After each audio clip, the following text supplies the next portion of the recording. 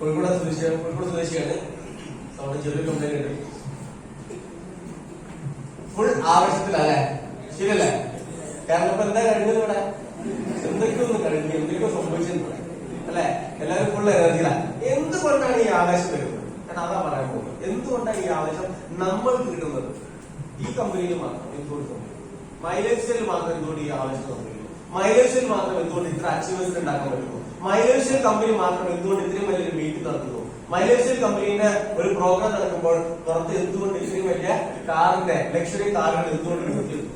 Just അത് മാത്രം just ഒന്ന് നോക്കിയേക്കാം. കാരണം അത് പ്രത്യേകമായിട്ട് പറയേണ്ടതുണ്ട്. കാരണം ഈ ഒരു കാലഘട്ടം എന്ന് പറയുന്നത് നെറ്റ്വർക്ക് മാർക്കറ്റിംഗ് ഒരു വേറൊരു തലത്തിലേക്ക് മാറാൻ വേണ്ടി പോവാണ്. കാരണം എന്താന്ന് വെച്ചാൽ മണി ചെയിൻ കമ്പനികൾ ഇവിടെ പോയിക്കൊണ്ടിരിക്കുന്നു. ഒരുപാട് കഴിഞ്ഞ കമ്പനികൾ കഴിഞ്ഞ 5 വർഷത്തിനിടയ്ക്ക് അല്ലെങ്കിൽ കഴിഞ്ഞ 10 വർഷത്തിനിടയ്ക്ക് ഒരുപാട് കമ്പനികളൂടെ കൂട്ടിപ്പോയിട്ടുണ്ട്. ഒരുപാട് റിച്ച് കമ്പനികൾ ഉണ്ടാവാം അല്ലെ, വേ കമ്പനികൾ ഉണ്ടാവാം, അതേപോലെ തന്നെ വേ കമ്പനികൾ ഉണ്ടാവാം, അതേപോലെ പല കമ്പനികളുണ്ട്. പേരൊക്കെ ഞാൻ പറഞ്ഞപ്പോൾ ഏകദേശം ഐഡിയ കിട്ടിയിട്ടുണ്ടാവും. ഓക്കെ, ഇതാണ് അടിപൊളി എന്ന് പറഞ്ഞത്. പക്ഷെ എന്തുകൊണ്ട് മൈലേജ് സെയിൽ ഇവിടെ സക്സസ് ആവുന്നു? എന്തുകൊണ്ട് അച്ചീവ്മെന്റ് ക്രിയേറ്റ് ചെയ്യുന്നു? 4 കാര്യങ്ങളാണ് അതിന് പ്രധാനമായിട്ട്. നിങ്ങൾ ഏതൊരു വ്യക്തി ഈ ബിസിനസ്സിലേക്ക് പുതിയ ആളാണ് പറയുന്നത്, നിങ്ങൾ ഈ ബിസിനസ് സീരിയസ് ആയിട്ട് ചെയ്യാൻ ഉദ്ദേശിക്കുന്നുണ്ടെങ്കിൽ ചിന്തിക്കേണ്ട കാര്യം കമ്പനി മാനേജ്മെന്റ്. നമ്മൾ ചിന്തിക്കുക, ഈ കമ്പനിയെ സംബന്ധിച്ചോക്കുകയാണെങ്കിൽ മൈലേജ് സെയിലിനെ സംബന്ധിച്ചോക്കുകയാണെങ്കിൽ ഒരു വ്യക്തി തുടങ്ങിയിട്ടുള്ള കമ്പനി അല്ല, ഒരു ഗ്രൂപ്പ് ഓഫ് കമ്പനീസ് ആണ്. മാർവാടി ഗ്രൂപ്പാണ് ഈ കമ്പനി തുടങ്ങിയിട്ടുള്ളത്. 11 വർഷം കംപ്ലീറ്റ് ചെയ്തിട്ടുള്ള 12ാം വർഷത്തിലേക്ക് കടന്നുകൊണ്ടിരിക്കുന്ന ഒരു കമ്പനിയാണ്. ഇത്രമാത്രം അച്ചീവേഴ്സിന്റെ ടേൺ ഓവർ ഉണ്ടാക്കിക്കൊണ്ടിരിക്കുന്ന കമ്പനിയാണ്. അപ്പോ ടേൺ ഓവർ കഴിഞ്ഞ 12 വർഷം കൊണ്ട് അല്ലെ 11 വർഷം കൊണ്ട് ഏകദേശം ഇന്ന് നോക്കുന്ന സമയത്ത് കമ്പനിയുടെ ടേൺ ഓവർ 1500 കോടി രൂപ വിറ്റുവാനുള്ള ഇന്ത്യയിലെ ഡയറക്ട് സെല്ലിംഗ് കമ്പനിയാണ് കമ്പനി. ഓക്കെ, ഇനി അതേ സമയത്ത് നിങ്ങൾ ചിന്തിക്കുന്നുണ്ടാവാം, ഇതിനേക്കാൾ ഒരുപാട് എക്സ്പീരിയൻസ് ഉള്ള വലിയ കമ്പനികൾ ഇനിയുണ്ടല്ലോ മാർക്കറ്റിൽ. ഞാൻ പേരെടുത്ത് തന്നെ പറയാണ്, കമ്പാരിസൺ ചെയ്യേണ്ടതായിട്ടുണ്ട് മാർക്കറ്റിൽ.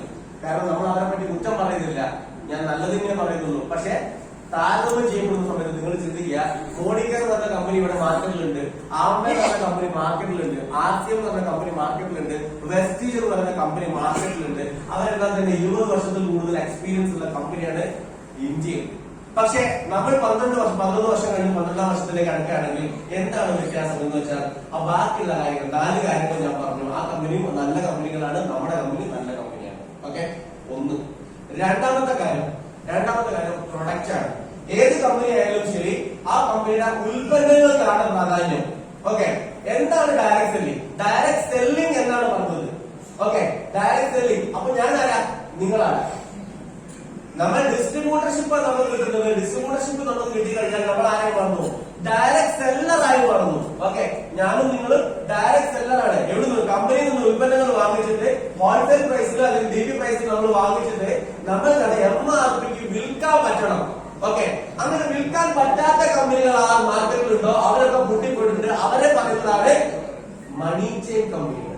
ഓക്കെ, ഉൽപ്പന്നങ്ങൾ വാങ്ങിച്ചു നിങ്ങൾ കരുതിയാൽ മതി, നിങ്ങൾ കണ്ടാൽ മതി, നിങ്ങൾ കേട്ടു, നിങ്ങൾ അറിയുന്ന കമ്പനികളാണ്. സ്മാർട്ട് വെയർ എന്ന കമ്പനി ഉണ്ടായിരുന്നു മാർക്കറ്റിൽ. അവർക്ക് 12,000 22,000 രൂപ കൊടുത്തു കഴിഞ്ഞാൽ ജോയിൻ ചെയ്ത് കഴിഞ്ഞാൽ വിൽക്കാൻ പറ്റുന്ന ഉൽപ്പന്നങ്ങളില്ല. ഫിജിക്കാർഡ് എന്ന് പറയുന്ന ഒരു കമ്പനി ഉണ്ടായിരുന്നു മാർക്കറ്റിൽ. അവർക്കും എന്താ മാർക്കറ്റിൽ കിട്ടുന്ന ഉൽപ്പന്നങ്ങള് MRPക്കാണ് കിട്ടുന്നത്, അവർക്ക് വിൽക്കാൻ പറ്റുന്ന ഉൽപ്പന്നങ്ങളില്ല.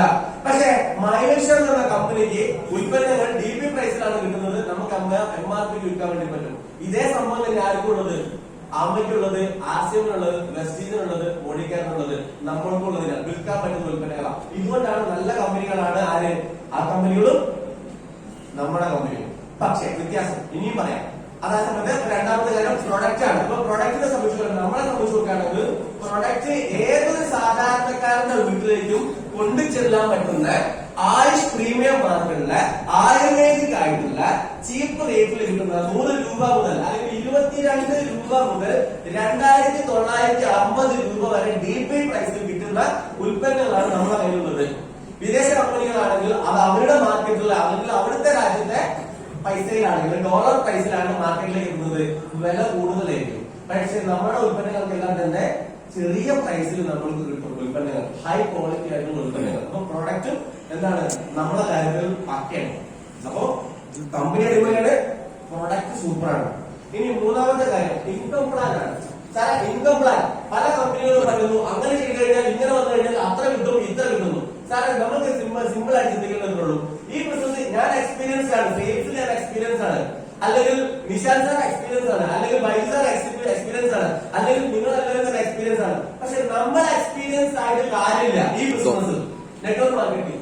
നമ്മുടെ ടീമിൽ ഏറ്റവും താഴെ ലെവലിൽ ഒരു 100ാമത്തെ ലെവലിൽ നാളുകളിൽ ഒരു സാധാരണ വീട്ടമ്മ വരും, സാധാരണക്കാരനായിട്ടുള്ള വ്യക്തി വരും. ആ വ്യക്തിക്ക് ഈ ബിസിനസ് പ്ലാൻ പറഞ്ഞു കൊടുക്കാൻ പറ്റുന്നിടത്താണ് നമുക്ക് ഇവിടെ ഡ്യൂപ്ലിക്കേഷൻ ബിസിനസ് നടക്കുന്നത്. Yes or no? ആണല്ലോ. അങ്ങനെയാണെങ്കിൽ നമ്മുടെ ഈ ബിസിനസിന്റെ മാത്രം പ്രത്യേകം നോക്കിയാൽ മതി. 10,000 ബിസിനസ് പോലെ ഓർഗനൈസേഷൻ മണ്ണിലും 10,000 ബിസിനസ് പോലെ ഓർഗനൈസേഷൻ ദൂരം വന്നു കഴിഞ്ഞിട്ടുണ്ടെങ്കിൽ 1,200 രൂപ കിട്ടും. ഓക്കെ, 1,200 രൂപ. ഇത് സിമ്പിൾ ആണ്. ഇത് എനിക്കും ഇനി വരാൻ പോകുന്ന വ്യക്തിക്കും ഇന്നലെ വന്ന വ്യക്തിക്കും കഴിഞ്ഞ 5 വർഷം മുന്നേ വന്ന വ്യക്തിക്കും സെയിം ആണ്. അതായത് 10,000 ബിസിനസ് പോലെ മാച്ച് ചെയ്ത് കഴിഞ്ഞാൽ 1,200 കിട്ടും. ഇത് പറഞ്ഞു കൊടുക്കാൻ ആർക്കെങ്കിലും എന്തെങ്കിലും ബുദ്ധിമുട്ടുണ്ടോ? സിമ്പിൾ അല്ലേ? Okay, simple income plan. അതായത് വീക്കിലിയാണ് നമ്മുടെ ഇൻകം പ്ലാൻ വരുന്നത്. മറ്റുള്ള കമ്പനികളെ അപേക്ഷിച്ചിട്ട് നമ്മൾക്ക് വീക്കിലിയാണ് ഇൻകം പ്ലാൻ വരുന്നത്. വീക്കിലി എന്താ പ്രത്യേകത? ആഴ്ച എല്ലാ വെള്ളിയാഴ്ചയും ക്ലോസിംഗ് ആണ്. ആ വെള്ളിയാഴ്ചയിൽ 450 രൂപ മുതൽ 2,10,000 രൂപ വരയ്ക്കും ഒരു ആഴ്ചയിൽ നമുക്ക് ഇൻകം ഉണ്ടാക്കിയെടുക്കാൻ വേണ്ടി പറ്റും. ഇതാണ് നമ്മുടെ ഏറ്റവും വലിയ പ്രത്യേകത. പക്ഷെ മറ്റുള്ള കമ്പനികൾ ഞാൻ കമ്പാരിസൺ തന്നെ പറയാണ്. ആമെ, മോളിക്കർ, ആസിയം, അതേപോലെ തന്നെ വെസ്റ്റീജ് പോലുള്ള കമ്പനികളുടെ മന്ത്ലി പ്ലാൻ ആണ്. മാസത്തിലാണ് അവർക്ക് ഇൻകം കൊടുക്കുന്നത്. അവരുടെ പ്ലാൻ ബൈനറി അല്ല, സൺഫ്ലവർ പ്ലാൻ ആണ്. ഈ സൺഫ്ലവർ പ്ലാൻ ഉള്ള കമ്പനികളെ സംബന്ധിച്ച് പറയുന്നത് അച്ചീവേഴ്സിന്റെ എണ്ണം കുറയും, അതായത് വരുമാനം കുറയും. വരുമാനം കിട്ടുന്നത് അളവ് കുറയുമ്പോൾ ഓട്ടോമാറ്റിക് ആയിട്ട് ആവേശം കുറയും. Yes or no? പറയുമോ സാറേ? ആഴ്ചയിൽ വരുമാനം കിട്ടുകയാണെങ്കിൽ ഒരു വർഷത്തിൽ 52 തവണ പൈസ കിട്ടും മൈലേജ് സ്റ്റേയിൽ. അങ്ങനെയാണെങ്കിൽ അതേ സമയത്ത് മറ്റു കമ്പനികളായിട്ടുള്ള സൺഫ്ലവർ കമ്പനികളെല്ലാം തന്നെ ഒരു വർഷത്തിൽ എത്ര കിട്ടും? 12 തവണ പൈസ കിട്ടും. ഓക്കെ, 30-ാം തീയതിയാണ് അവർക്ക് കട്ട് ഓഫ്, അല്ല 31-ാം തീയതിയാണ് അവർക്ക് കട്ട് ഓഫ്. പക്ഷെ നമ്മൾക്ക് അങ്ങനെയല്ല കട്ട് ഓഫ് വരുന്നത്. നമുക്ക് എല്ലാ ആഴ്ചയിലാണ് കട്ട് ഓഫ്. പക്ഷെ നമുക്ക് മന്ത്ലി കട്ട് ഓഫ് ഉണ്ട്. അപ്പൊ monthly cut off, weekly cut ഓഫിന് വീക്കിലി ഇൻകം കിട്ടും, മന്ത്ലി കട്ട് ഓഫിന് മന്ത്ലി ഇൻകം കിട്ടും. അതേ സമയത്ത് നമുക്ക് ഒരു പ്രത്യേകത കൂടെ ഉണ്ട്. മറ്റു കമ്പനികൾക്ക് 12 തവണയാണ് ഇൻകം കിട്ടുന്നതെങ്കിൽ മന്ത്ലി ഇൻകം കിട്ടുന്നതെങ്കിൽ നമ്മൾക്ക് ഇവിടെ പെർഫോമൻസ് ബോണസും loyalty income, royalty income, rank income, ഇത്തരം സംഭവങ്ങളെല്ലാം തന്നെ 13 മാസം കിട്ടും. അതെങ്ങനെയാണ്? ശ്രദ്ധിക്കണം. ഇവിടെ ഈ പൈസ കിട്ടുന്ന പരിപാടിയാണ് പറഞ്ഞിട്ടുണ്ട്. അതായത് 13 മാസം കിട്ടും. അതായത് ഇവിടെ 52 ആഴ്ച ഒരു കൊല്ലത്തിൽ ഉണ്ടെങ്കിൽ അതിനെ ഒന്ന് നോക്കിക്കേ, 4 കൊണ്ട് ഡിവൈഡ് ചെയ്ത് കഴിഞ്ഞാൽ 13 മാസം ഉണ്ടാവും. അതായത് മൊബൈൽ കമ്പനികളെ പോലെ നമുക്ക് 4 ആഴ്ച കൂടുമ്പോഴാണ് ഒരു മാസം വരുന്നത്. അപ്പൊ നമുക്ക് 13 മാസം പെർഫോമൻസ് ബോണസ് അടിക്കാൻ വേണ്ടി പറ്റും, 13 മാസം ലോയൽറ്റി ബോണസ് അടിക്കാൻ പറ്റും, 13 മാസം റാങ്കിങ് ഉണ്ടാക്കാൻ പറ്റും. അങ്ങനെ എല്ലാ ഇനങ്ങളും നമുക്ക് 13 മാസം. സാറേ പൈസ ഇങ്ങനെ വരികയാണെങ്കിൽ ആവേശം കൂടിയോ? അതാണ് നേരത്തെ നിങ്ങൾ കണ്ടത് 4ാം ക്ലാസ്സുകാരന്റെയും അതേപോലെ തന്നെ എഞ്ചിനീയറിംഗ് പഠിപ്പിക്കുന്ന കുട്ടികളുടെ മാസ്റ്റർമാരൊക്കെ ആവേശം നിങ്ങളിവിടെ കണ്ടത് അക്കാരണത്താലാണ്. ഈ 3 കാരണമൊക്കെ ആയാലോ. കമ്പനി അടിപൊളിയാണ്, പ്രൊഡക്റ്റ് അടിപൊളിയാണ്, ഇൻകം പ്ലാൻ സൂപ്പറാണ് നമ്മളത്. ഓക്കെ, അതുകൊണ്ടാണ് ഇത്രമാത്രം അച്ചീവേഴ്സിനെ കാണുന്നത്. പല ആളുകളും നേരത്തെ പറഞ്ഞു, സാർ നേരത്തെ പറഞ്ഞു, കാർ വാങ്ങിക്കണം, മെർസിഡീസ് ബെൻസ് വാങ്ങിക്കണം 2026 വ്യക്തമായ ടാർഗറ്റാണ്. കാരണം അത് കിട്ടിയിരിക്കും, ഒരു സംശയം വേണ്ട. കാരണം പൈസ കിട്ടാൻ നമുക്ക് വാങ്ങിക്കാൻ വേണ്ടി പറ്റുന്ന കാര്യത്തിൽ തർക്കമില്ല. 4ാമത് എന്താണ്? Supporting leaders. ഇവിടെ സപ്പോർട്ടിംഗ് ലീഡേഴ്സ് കൂടുതലാണ്. കാരണം എന്താ അറിയോ? ആരാണ് സപ്പോർട്ടിംഗ് ലീഡേഴ്സ്? നിങ്ങളുടെ അപ്ലൈഡ് ലീഡേഴ്സ്, അച്ചീവേഴ്സ് ആണ് നിങ്ങളുടെ സപ്പോർട്ടിംഗ് ലീഡേഴ്സ് ആയിട്ട് വരുന്നത്, അല്ലെ? അപ്പോ ഒന്ന് ആലോചിക്കുക, ഇവിടെ സപ്പോർട്ടിംഗ് ലീഡേഴ്സ് കൂടാൻ കാരണം എന്താ? എല്ലാ ആളുകൾക്കും ഇൻകം ഉണ്ട്, എല്ലാ റാങ്കിലും ആളുകളുണ്ട്, അല്ലെ? TC, ATC, DTC, ZTC, STC, RTC, NTC, CTC, ITC അതിന്റെ മുകളിലേക്ക് ആൾക്കാരുണ്ട്, അല്ലെ? പിന്നെ മുകളിലേക്ക് ഓരോ റാങ്കിലും ആൾക്കാരുണ്ട്. ഇവരുടെ എല്ലാവരുടെയും സപ്പോർട്ട് നമുക്ക് പക്കയാണ്. കാരണം എന്താ? അവർക്കൊക്കെ ഇൻകം കിട്ടുന്നുണ്ട്, അവർക്കെല്ലാം 2-10 ആഴ്ച കിട്ടുന്നുണ്ട്, മന്ത്ലി ഇൻകം വേറെ കിട്ടുന്നുണ്ട്. അപ്പൊ അച്ചീവേഴ്സ്, സപ്പോർട്ടിംഗ് സിസ്റ്റം കൂടുതൽ പ്രധാനപ്പെട്ട കാരണം അച്ചീവേഴ്സിന്റെ എണ്ണം കൂടുതലാണ്, ലീഡേഴ്സിന്റെ എണ്ണം കൂടുതലാണ്. എന്നാൽ മറ്റുള്ള കമ്പനികൾക്ക് സപ്പോർട്ടിംഗ് സിസ്റ്റം കുറവായിരിക്കും. കാരണം എന്താ? അച്ചീവേഴ്സിന്റെ എണ്ണം കുറവാ സാറേ. അച്ചീവേഴ്സിന്റെ എണ്ണം കുറവാണ്. കാരണം എന്താ? ഇൻകം കിട്ടുന്നില്ല പല ആളുകൾക്കും, മന്ത്ലി മാത്രമേ ഉള്ളൂ. നിങ്ങൾ നോക്കിക്കോ, നിങ്ങൾ പറയുന്ന പല കമ്പനികളും നിങ്ങൾ നോക്കിക്കോ, പോയി അന്വേഷിച്ചോ. ആംബേ എന്ന കമ്പനിയിൽ ഇത്തരത്തിലുള്ള വലിയ മീറ്റിംഗ് നടക്കുന്ന ആരെ എവിടെയാണ് മലപ്പുറത്തുണ്ടോ? ഇങ്ങനെ ഒരു കമ്പനി മീറ്റിംഗ് നടക്കുന്നില്ല. അത് മൈലേശ്വരിൽ മാത്രം അവകാശപ്പെട്ടുള്ളതാ. അതേപോലെ ഏത് കമ്പനികൾ നോക്കുകയാണെങ്കിൽ ഇത്തരത്തിലുള്ള വലിയ മീറ്റിംഗ് ഇന്ന് നമ്മൾക്ക് ഈ വലിയ ഹാളില് കുറച്ച് ആളുകൾ കുറവാ. എന്താ കാരണം? അത്രത്തിൽ ചെറിയ ന്യൂസ് ഉണ്ടായിരുന്നു കഴിഞ്ഞ ദിവസം അല്ലെ. ആ കാരണം നിപ്പ പോലുള്ള സംഭവങ്ങളൊക്കെ ഉള്ളതുകൊണ്ട് പല ആളുകളും ഒന്ന് ചെറുതായിട്ടൊന്ന് മേടിച്ചിട്ടാണ് പല ആളുകളും ഈ മീറ്റിംഗ് ഹാളിൽ വരാറുള്ളത്. പക്ഷെ നമുക്ക് പേടിയില്ല. കാരണം രോഗ പ്രതിരോധ ശേഷി ഉപയോഗിക്കുന്ന അല്ലെങ്കിൽ കൂട്ടുന്ന ഉൽപ്പന്നങ്ങൾ ഉപയോഗിക്കുന്ന ആളുകൾ നമ്മൾ പേടിയില്ല. അപ്പൊ അതുകൊണ്ട് നമ്മള് എന്ത് ചെയ്യുന്നുണ്ട്? ഇതിൽ മാക്സിമം ഉപയോഗപ്പെടുത്തുന്നുണ്ട്. അപ്പൊ 4 കാര്യം: കമ്പനി അടിപൊളിയാണ്, പ്രൊഡക്റ്റ് അടിപൊളിയാണ്, ഇൻകം പ്ലാൻ സൂപ്പറാണ്, സപ്പോർട്ടിംഗ് ലീഡേഴ്സും സൂപ്പറാണ്. ഈ 4 കാര്യങ്ങൾ ഓക്കെ ആണെന്ന് കരുതിയിട്ട് നിങ്ങൾ ഈ പുതിയ ആളുകള് വെറുതെ മരക്കോട്ട കെട്ടണ്ട, എനിക്കും പൈസ കിട്ടുന്നത്. ഓക്കെ, ഈ 4 കാര്യം ഓക്കെ ആയിട്ട് കാര്യമില്ല. 5ാമതൊരു കാര്യം കൂടി ശരിയാവണം. അത് ഞാനും കൂടി ശരിയാവണം. ഞാൻ എന്തായാലും ഈ വെള്ളമെടുത്തിട്ട് ഇങ്ങനെ വെക്കുക. അപ്പൊ ഞാൻ പറഞ്ഞു അതാരാ? അവനവനും കൂടി ശരിയായാൽ മാത്രമേ ഈ 4 കാര്യം ശരിയായതുകൊണ്ട് കാര്യമുള്ളൂ. അങ്ങനെ ശരിയായത് കൊണ്ട് അങ്ങനെ ഇത് മനസ്സിലായപ്പോഴാണ് ഈ ബിസിനസ് ഹാൻഡിൽ ചെയ്യാൻ ഞാൻ തയ്യാറായത്. അങ്ങനെ തയ്യാറായതുകൊണ്ട് 2016 ഞാൻ ഈ ബിസിനസ് പാർട്ട് ടൈം ആയിട്ട് ചെയ്യാൻ തുടങ്ങി. ആ 2016 ഏപ്രിൽ മാസത്തിൽ പാർട്ട് ടൈം ആയിട്ട് ചെയ്തു. ഞാൻ ടാർഗറ്റ് ചെയ്തതേ ഉള്ളൂ. 2,10,000 വേണമെന്ന് ആഗ്രഹിച്ചിട്ടുള്ള ഈ ബിസിനസ്സിലേക്ക് വന്നത്. 2,000 രൂപ ആഴ്ച കിട്ടിയ ഹാപ്പി. മാസം 4 ആഴ്ച ഉണ്ട്. 4 ആഴ്ച കൊണ്ട് 2,000 × 4 എത്രയാ? 8,000 രൂപ കിട്ടും. 8,000 രൂപ കിട്ടി കഴിഞ്ഞാൽ എന്റെ ഗോകുലത്തിന്റെ ചിട്ടി കാണാൻ വെക്കാൻ വേണ്ടി പറ്റും. ഇത് മാത്രമേ എന്റെ ആഗ്രഹം ഉണ്ടായിരുന്നുള്ളൂ. വലിയ ആഗ്രഹങ്ങളൊന്നുമില്ല. നിലവിൽ അത്യാവശ്യം കുഴപ്പമില്ലാത്ത ശമ്പളം ഉണ്ടായിരുന്നു. പക്ഷെ പ്രാരാബ്ദവും കഷ്ടപ്പാടും ഉണ്ടായിരുന്നു. അത് വേണ്ടിയമാരുണ്ടായിരുന്നു. ശമ്പളം ഉണ്ടായിരുന്ന കാര്യമല്ലോ, പ്രാരാബ്ദം തീരുന്നില്ല. അതിനകത്ത് തീർക്കാനുള്ള ശമ്പളമൊന്നുമില്ല. 14,000 ശമ്പളം ഉണ്ടായിരുന്നു. 15,000 ബാലൻസ് ഉണ്ടായിരുന്നു. ICC പ്രൊഡക്ഷനിലായിരുന്നു ജോലി. ആ ജോലി ചെയ്തുകൊണ്ടിരിക്കുന്ന തന്നെയാണ് പാർട്ട് ടൈം ആയിട്ട് ബിസിനസ് ആയിട്ട് ചെയ്തത്. 2016 ബിസിനസ് പാർട്ട് ടൈം സീരിയസ് ആയിട്ട് ചെയ്തു. 2017 ഒരു ചെറിയ കാറൊക്കെ വാങ്ങിച്ചു. ഈ ബിസിനസ്സിൽ കൂടി ടാറ്റ ടിയാഗോ എന്ന് പറയുന്ന കാർ വാങ്ങിച്ചു.